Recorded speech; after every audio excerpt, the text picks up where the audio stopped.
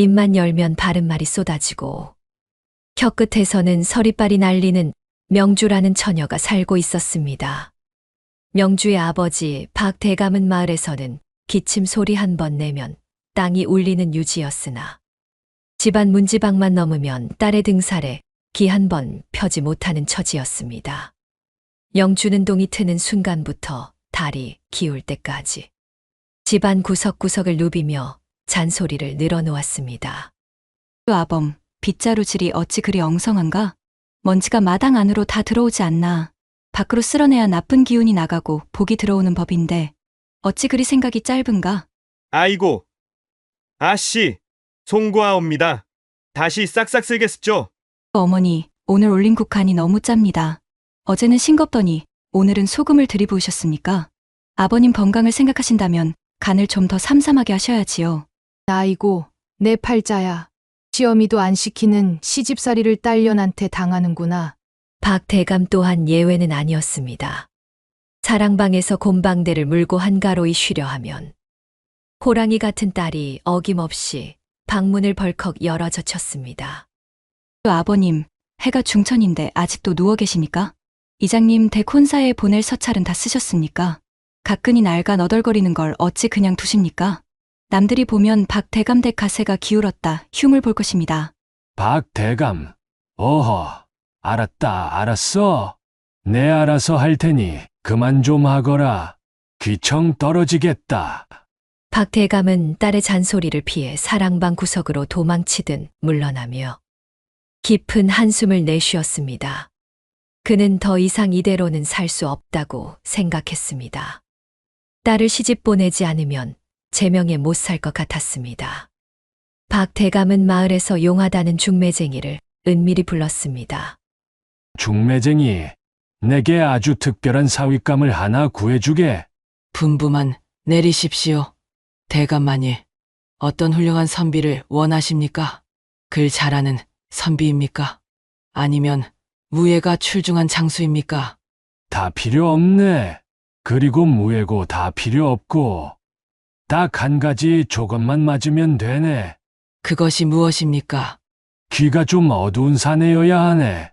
아니, 아예 말귀를 못 알아듣는 둔한 사내면 더 좋고. 예. 귀가 어두운 사내라니요. 대감마님, 금지옥엽 외동 따님을 어찌 그런 사내에게. 내 딸 명주의 입을 감당하려면 귀가 성해서는 안 되네. 멀쩡한 사내는 사흘도 못 버티고 도망갈 게야. 그러니 내 말대로 귀가 먹었거나 아주 둔해서 무슨 말을 들어도 허시실 웃어넘길 수 있는 그런 사내를 찾아오게. 내후하게 살해함세. 중매쟁이는 고개를 갸웃거리며 물러갔지만 박대감의 뜻대로 사방팔방 사윗감을 찾아다녔습니다. 그러던 어느 날 이웃 마을에 사는 김철수라는 노총각이 중매쟁이의 눈에 띄었습니다.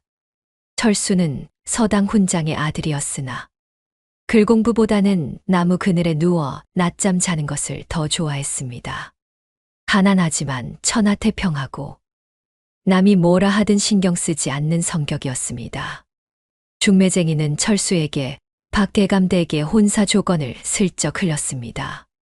이복의 철수 총각, 박대감 댁에서 대릴 사위를 구한다는데 조건이 아주 기가 막혀. 먹여주고 재워주고 논밭까지 떼어준다네. 단, 한 가지 조건이 있는데.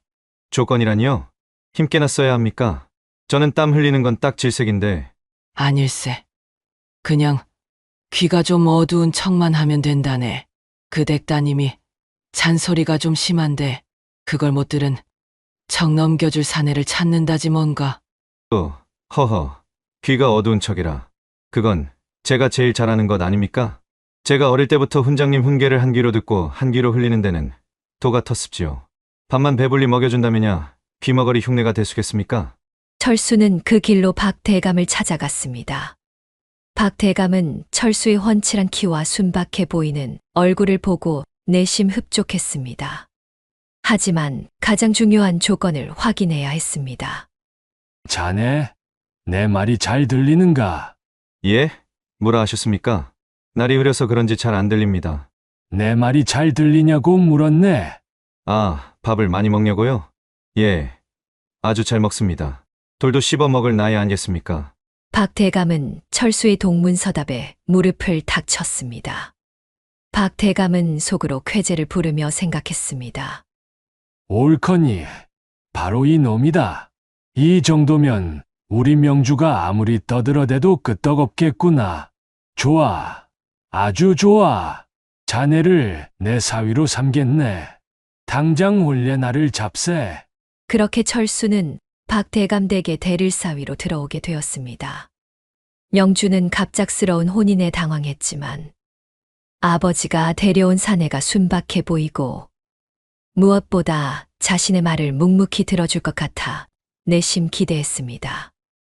혼례식 날, 마을 사람들은 웅성거렸습니다.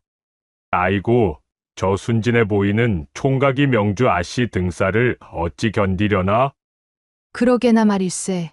박 대감이 사위를 구한 게 아니라 희생양을 구한 게지. 하지만 철수는 사람들의 걱정과 달리 싱글벙글 웃기만 했습니다. 첫날 밤, 신방에 들어선 명주는 긴장한 표정으로 남편 앞에 앉았습니다. 그리고는 예의 그 날카로운 눈매로 남편의 옷매무새부터 훑어보았습니다. 서방님, 옷고름이 비뚤어졌습니다. 그리고 버선목이 돌아간 걸 보니 평소 행실이 칠칠치 못한가 봅니다. 앞으로는 제가 일러드리는 대로 단정히 하고 다니셔야 합니다. 아시겠습니까? 뭐라 하셨소? 방이 좀 덥다고? 허허, 내 얼른 문을 열어드리리다. 아니, 덥다는 게 아니라 옷고름이 비뚤어졌다고 했습니다. 아, 배가 고프다고요? 거참, 첫날 밤부터 국수를 말아달라니 부인도 참 별나구려. 명주는 기가 막혀 입을 다물지 못했습니다. 천하의 박명주가 말문이 막히는 순간이었습니다. 철수는 속으로 쾌재를 불렀습니다. 아이고, 댁이 아무리 떠들어봐라. 내가 듣나. 밥 잘 주고 등 따시면 그만이지. 잔소리는 게 짖는 소리려니 하면 그뿐이라네. 이렇게 잔소리꾼 아내와 거짓, 귀머거리 남편의 기묘한 신혼생활이 시작되었습니다. 명주와 철수의 기묘한 신혼생활은 하루하루가 전쟁터와 다름없었습니다. 명주는 아침 일찍 일어나 집안 하인들을 진두지휘하며 구석구석을 살폈고, 철수는 늦지막이 일어나 아침 해를 등지고 마루에 걸터 앉아 하품을 늘어놓았습니다. 서방님, 해가 중천에 떴습니다. 남들은 밭을 갈고 글을 읽느라 분주한데 언제까지 그리 태평하게 앉아만 계실 겁니까? 처가살이 한다고 뒷짐만 지고 계실 작정이십니까? 뭐라 하셨소? 점심때가 다 되었다고? 허허, 내 뱃속 거지들은 어찌 이리 때를 잘 아는지 모르겠구려. 부인, 오늘은 국수장국이 먹고 싶소만. 국수장국 타령은 나중에 하시고 제발 정신 좀 차리십시오. 아버님 보기에 민망하지도 않으십니까? 민망하다니요? 아, 민어가 먹고 싶다고요? 민어탕도 좋지요. 부인 솜씨야 두말하면 잔소리 아니겠습니까? 명주는 철수의 뻔뻔한 동문서답에 기가 막혀 가슴을 탕탕 쳤습니다. 도대체 말이 통하지 않으니 화를 낼 수도, 울 수도 없는 노릇이었습니다. 박 대감은 마당 건너편에서 이 광경을 지켜보며 흐뭇한 미소를 지었습니다. 허허, 역시 내 눈이 틀리지 않았어. 우리 명주가 저리 닥달을 해대도 사위 녀석은 눈 하나 깜짝 안 하는구먼. 천생연분이야, 천생연분. 어느 날, 명주는 철수에게 글 공부를 시키기로 마음먹었습니다. 과거에 급제하여 입신양명하지 못하더라도 글 읽는 신용이라도 해야 체면이 선다 생각했기 때문입니다. 명주는 서책 한 권을 철수 앞에 들이밀었습니다. 서방님, 오늘부터는 이 책을 읽으세요. 천자문부터 다시 시작합시다. 하늘천, 따지, 따라 해보십시오. 하늘에 쥐가 났다고요? 거참, 별일이 다 있군요. 쥐 잡는 데는 고양이가 제격인데 우리 집엔 고양이가 없으니 어쩌나? 쥐가 아니라 하늘천, 따지, 글자를 보란 말입니다. 아, 글자가 안 보인다고요? 부인, 눈이 침침하신가 봅니다. 내 당장 읍내의원에게 가서 약이라도 지어올까요? 됐습니다. 그만두십시오. 내 팔자에 무슨 글공부고 무슨 입신양령이겠습니까? 그냥 벽 보고 이야기하는 게 낫지. 명주가 씩씩거하며 방을 나가버리자 철수는 그제야 안도의 한숨을 내쉬었습니다. 그리고는 방바닥에 대자로 드러누워 콧노래를 불렀습니다. 휴, 10년 감수했네. 하마터면 코 꿰어 글공부할 뻔했어. 역시 귀먹은 척하는 게 상책이라니까. 며칠 뒤 마을 장터에 약장수가 왔다는 소문이 돌았습니다. 철수는 심심하던 차에 구경이나 갈까 하여 슬그머니 대문을 나섰습니다. 그때 마침 장터에서 돌아오던 명주와 딱 마주치고 말았습니다. 서방님, 어딜 가십니까? 혹여 또 술 타령하러 가시는 건 아니겠지요? 아, 술 타령이라니요. 장터에 약장수가 왔다기에 구경이나 할까 해서. 철수는 아차 싶어 입을 다물었습니다. 귀가 어두운 사람이 아내의 말을 찰떡같이 알아들었으니 말입니다. 다행히 명주는 다른 생각에 잠겨 있어 철수의 실수를 눈치채지 못했습니다. 약장수라 하셨습니까? 안 그래도 아버님 기력이 쇠하신 듯하여 보약이라도 한 제 지어드릴까 했는데 잘 됐군요. 같이 가십시다. 아, 예. 같이 가시지요. 장터는 사람들로 북적였습니다. 그 약장수 무리 틈에 눈에 띄는 사내가 하나 있었습니다. 뺀질거리는 얼굴에 뱀 같은 눈매를 가진 최 씨였습니다. 최 씨는 어수룩해 보이는 철수와 깐깐해 보이는 명주를 훑어보더니 음흉한 미소를 지었습니다. 저 녀석은 딱 봐도 호구 관상이고 옆에 있는 여편네가 만만치 않아 보이는데 어디 한번 찔러나 볼까? 최 씨는 약장수에게 귓속말을 하더니 슬그머니 명주 곁으로 다가갔습니다. 아이고, 이게 누구십니까? 박대감 댁따님 아니십니까? 소인, 인사 올립니다. 누구시오? 나는 댁을 모르오만. 소인은 한양에서 온 최가라고 합습죠. 대감마님 명성을 익히 들어 알고 있습니다. 헌데 옆에 계신 분은 혹시 부군 되십니까? 그렇소. 내 서방님이오. 아이고, 인물이 훤하십니다 그려. 헌데 어째 말씀이 없으신 게. 내 서방님은 귀가 좀 어두우시니 크게 말씀하시오. 명주의 말에 최 씨의 눈이 번쩍 뜨였습니다. 귀가 어둡다는 것은 사기꾼에게는 더할 나위 없는 호재였습니다. 아, 그러시군요. 선비님, 안녕하십니까? 저는 한양에서 온 최가입니다. 예. 반갑소. 철수는 짐짓 못 알아듣는 척하며 뚱한 표정을 지었습니다. 최 씨는 속으로 쾌재를 부르며 명주에게 은근슬쩍 말을 건넸습니다. 아씨, 마침 잘 만났습니다. 제가 실은 대감마님께 드릴 아주 귀한 물건을 하나 가지고 왔는데 한번 보시겠습니까? 귀한 물건이라니. 그게 무엇이오? 100년 묵은 산삼뿌리를 다려 만든 신비의 명약 입죠. 죽어가는 사람도 벌떡 일으킨다는 천하의 보물입니다. 만병통치약이라니. 그런 게 세상에 어디 있소? 헛소리 말고 비키시오. 명주는 의심스러운 눈초리로 최 씨를 쏘아보며 철수의 소매를 끌고 자리를 들여 했습니다. 하지만 최 씨는 끈질기게 따라붙었습니다. 아씨, 속는 셈 치고 한 번만 보십시오. 제가 박대감 댁 명성을 생각해서 특별히 반갑세 드리겠습니다. 그때 철수가 불쑥 끼어들었습니다. 이보시오. 그게 닭백숙에 넣어 먹으면 그리 맛있다던 온나무 껍질이요? 철수의 뜬금없는 말에 최 씨는 잠시 멍해졌다가 곧장 장단을 맞췄습니다. 예, 맞습니다.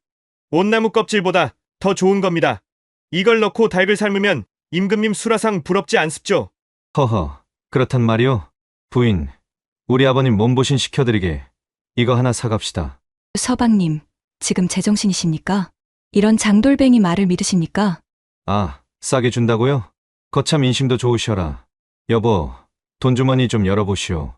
명주는 복장 터지는 소리를 하는 남편 때문에 얼굴이 불그락푸르락해졌습니다.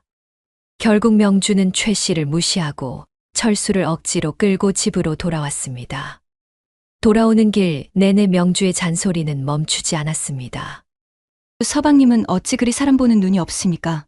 딱 봐도 사기꾼인데 온나무니 백숙이니 헛소리나 하고 제가 없었으면 꼼짝없이 당할 뻔하지 않았습니까?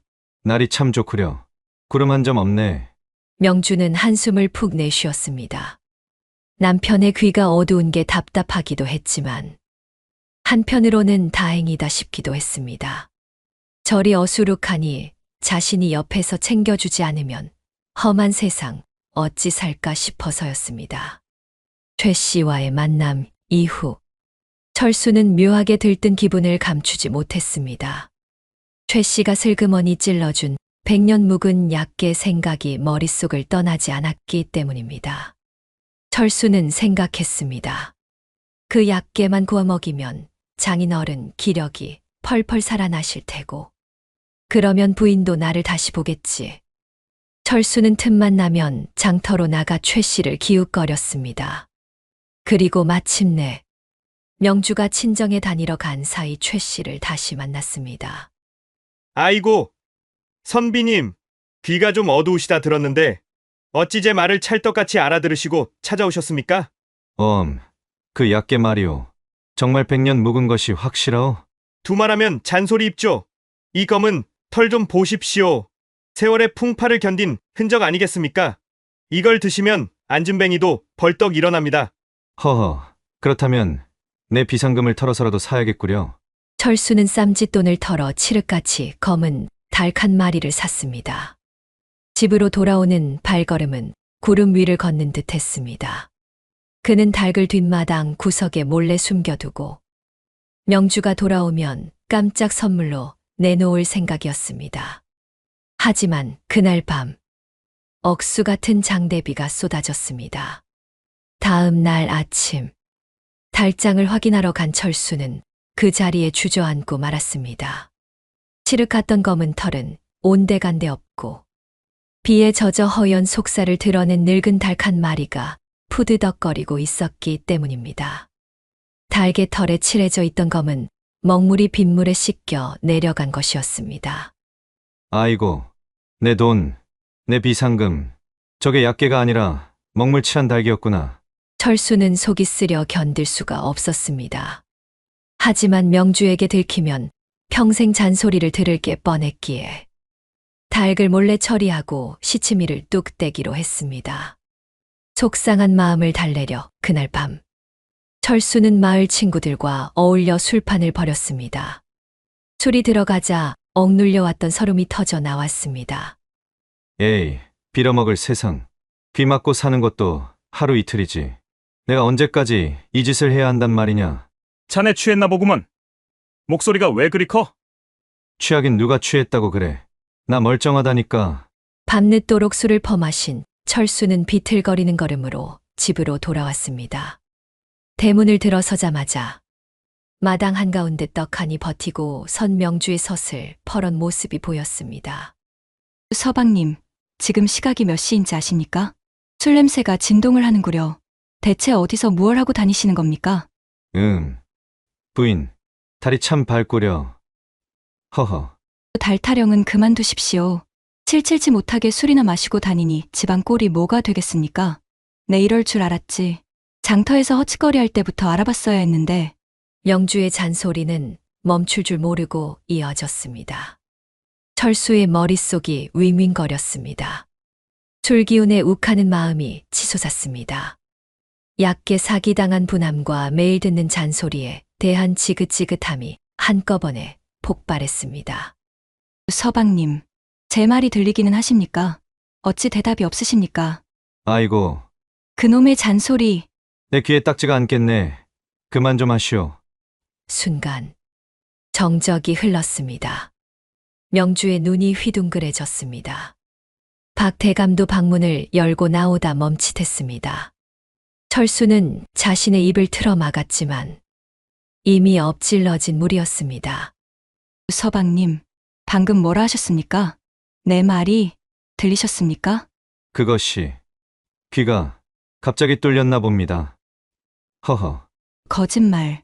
지난번 장터에서도 그렇고 지금도 그렇고 다 들으면서 못 들은 척 나를 기만하신 겁니까? 그게 아니라 부인 잔소리가 워낙 크니까. 변명은 필요 없습니다. 내가 밤낮으로 목이 터져라 이야기할 때 속으로 얼마나 비웃었을까 생각하니 치가 떨립니다. 부부간의 신이라곤 눈꼽만큼도 없는 사람, 영주는 분함과 배신감에 눈물을 글썽였습니다. 그녀는 뒤도 돌아보지 않고 방으로 들어가 짐을 싸기 시작했습니다. 아니, 명주야. 어딜 가려고 그러느냐? 아버님, 더 이상 이 사람과 한 집에서 못 살겠습니다. 내 말이 그리 듣기 싫으면 내 발로 나가리다. 명주는 보따리를 싸들고 친정 별채로 거처를 옮겼습니다. 박 대감은 안절부절 못하며 사위와 딸 사이를 오갔지만 명주의 고집을 꺾을 수는 없었습니다. 철수는 텅 빈 안방을 보며 멍하니 앉아 있었습니다. 처음에는 잔소리가 없어 속 시원하다 생각했습니다. 하지만 하루, 이틀이 지나자 집안 꼴이 말이 아니게 변해갔습니다. 무엇보다 철수의 마음 한 구석이 뻥 뚫린 듯 허전했습니다. 그때 대문 밖에서 인기척이 들렸습니다. 최 씨였습니다. 선비님, 계십니까? 저 최가입니다. 자네가 여긴 웬일인가? 지난번 그 닭 때문에 내 속이 문드러진 걸 아는가 모르는가? 아이고, 선비님, 그건 오해십니다. 비가 너무 세차게 와서 닭이 놀라 털색이 변한 겁니다. 제가 그걸 만회하려고 더 큰 건수를 가져왔습지요. 더 큰 건수? 예, 이번엔 진짜 배기입니다. 장인어른 산 뒤편에 천년 묵은 산삼밭이 발견됐다는 소문 들으셨습니까? 철수의 귀가 솔깃해졌습니다. 산삼밭이라는 말에 지난번의 실패를 만회하고 명주 앞에 떳떳하게 설 수 있는 기회라는 생각이 들었습니다. 욕심은 철수의 눈과 귀를 다시 한번 멀게 만들고 있었습니다. 제가 아주 우연히 그 산을 지나다가 발견했죠. 천년 묵은 산삼들이 밭을 이루고 있는데 이걸 캐기만 하면 선비님은 평생 떵떵거리고 살 수 있습니다. 허허. 그렇다면 당장 캐러 가세. 어허, 진정하십시오. 산삼은 영물이라 함부로 손을 댔다가는 큰 화를 입습니다. 먼저 산신령님께 제를 올리고 정식으로 동업을 맺어야지요. 그러려면 미천이 좀 필요한데 미천, 얼마나 필요한가? 제가 보부상이라 가진 게 넉넉지 않습니다. 선비님께서 미천으로 집문서와 땅문서를 좀 내주시면 제가 그걸 담보로 돈을 마련해 제를 올리고 산삼을 캐오겠습니다. 이익은 당연히 반반이고요. 철수는 잠시 망설였습니다. 집문서와 땅문서는 장인어른의 것이었고 함부로 손을 댔다가는 큰일 날 게 뻔했기 때문입니다. 하지만 명주에게 떳떳한 남편이 되고 싶은 욕심이 앞섰습니다. 철수는 결국 박 대감의 방에 몰래 들어가 문서들을 훔쳐냈습니다. 그리고 최 씨가 내민 수상한 동업 문서에 도장을 찍으려 했습니다. 자, 여기 수기에 도장만 찍으시면 됩니다. 아주 간단한 절차 있죠? 그때였습니다. 최 씨는 철수의 귀에 입을 가까이 대고 아주 작은 목소리로 속삭였습니다. 크크, 이 멍청한 놈. 산삼은 개뿔. 그냥 도라지 밭인데 집문서만 가로채면 땡이다. 글도 안 읽고 귀도 안 들리니 이 집은 이제 내거나 다름없지. 철수의 손이 멈칫했습니다. 귓가에 들려온 소름 끼치는 진실에 정신이 번쩍 들었습니다. 하지만 철수는 내색하지 않고 태연히 도장을 찍으려는 신용을 했습니다. 그때였습니다. 서방님, 큰일 났습죠. 아씨께서 관아 포졸들을 데리고 오십니다. 대문이 활짝 열리고 명주가 서슬퍼런 눈빛으로 들어섰습니다. 뒤에는 사또와 포졸들이 버티고 서 있었습니다. 서방님, 지금 당장 그 도장 내려놓으십시오. 부인, 여긴 어쩐 일이오? 하인이 급히 달려와 서방님이 집문서를 훔쳐나갔다기에 관하에 고발하고 오는 길입니다. 내 남편이라도 도둑질은 용서할 수 없습니다.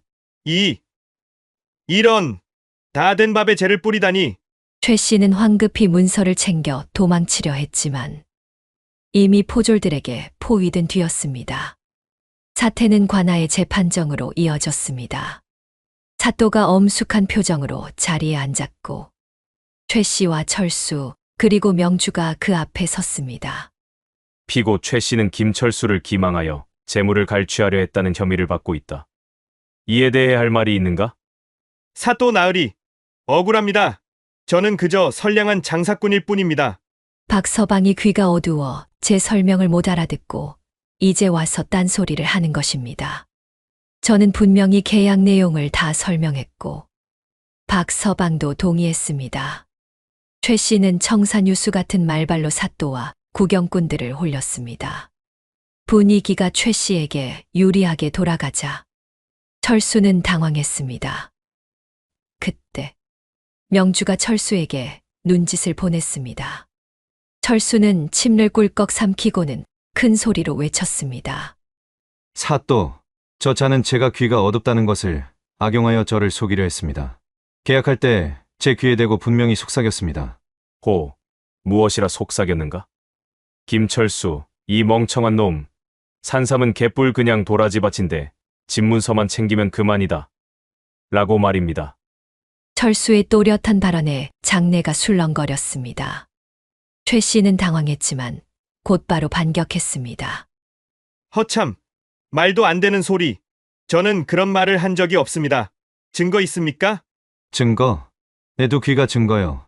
내 귀가 어두운 척했을 뿐. 자네의 그 더러운 혓바닥 놀림을 다 듣고 있었단 말이네. 이놈이 어디서 거짓말을. 내가 언제 도라지라고 했냐? 산삼 흉내낸 더덕밭이라고 했지. 순간 재판정에 정적이 흘렀습니다. 최 씨는 자신의 입을 틀어 막았지만 이미 엎질러진 물이었습니다. 욱하는 마음에 스스로 사기 행각을 자백하고 만 것입니다. 네 이놈. 내 입으로 죄를 실토했구나. 더덕을 산삼이라 속여 집문서를 가로채려 하다니. 여봐라. 저 놈을 당장 하옥하라.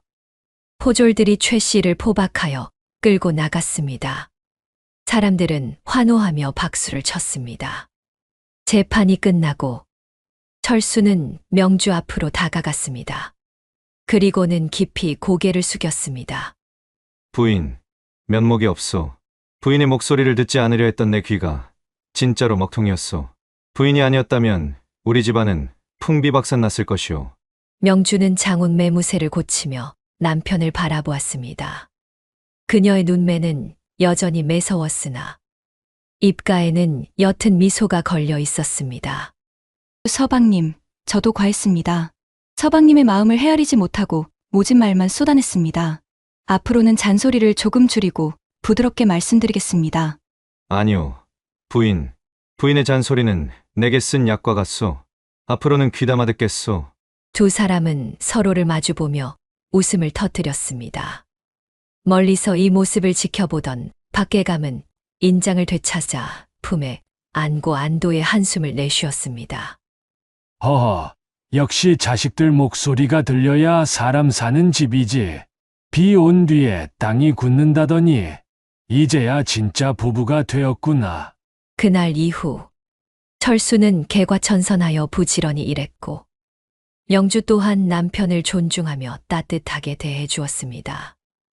물론 가끔 명주의 잔소리가 폭포수처럼 쏟아질 때면 철수는 슬그머니 귀를 닫고 허허 웃으며 딴청을 피웠다고 합니다. 세상사 시끄러운 일은 한 귀로 듣고 한 귀로 흘리는 것.